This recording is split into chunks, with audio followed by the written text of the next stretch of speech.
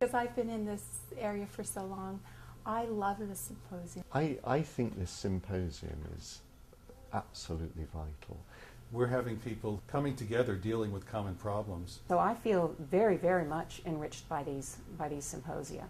It's a critical meeting. It's one that I always invite my colleagues in the field to attend. So I think that primary clinicians can be well advised to come to this meeting.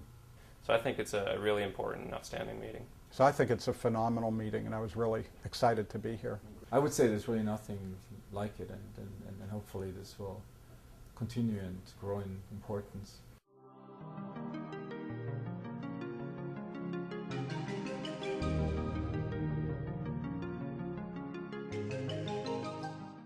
I think that this symposium is different from others. We're having people who are gastroenterologists, clinical gastroenterologists, basic scientists, epidemiologists, psychologists, nurse practitioners, physician assistants, coming together dealing with common problems.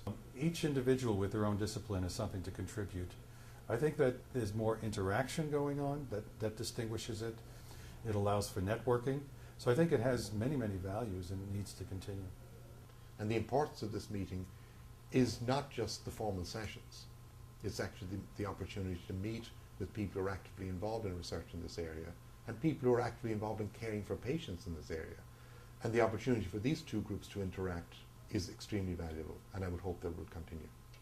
People have their own areas of expertise, but this is one meeting where everybody comes together, where you hear what everybody else is doing, what are other thoughts, and you share them.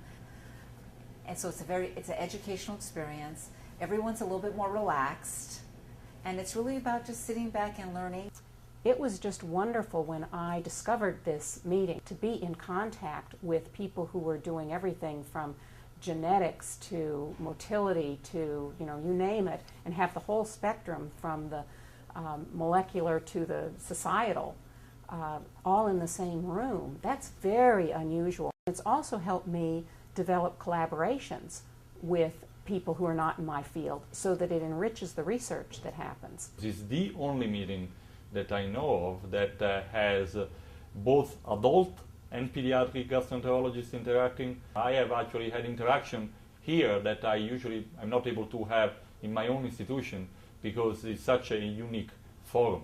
We learn from each other, we stimulate ideas. Every time I leave this meeting, I always have like a dozen of new ideas for research topics and ideas on how to take care of patients better, because we all can learn one or two little things from each other, and so it's a tremendous forum, a unique opportunity.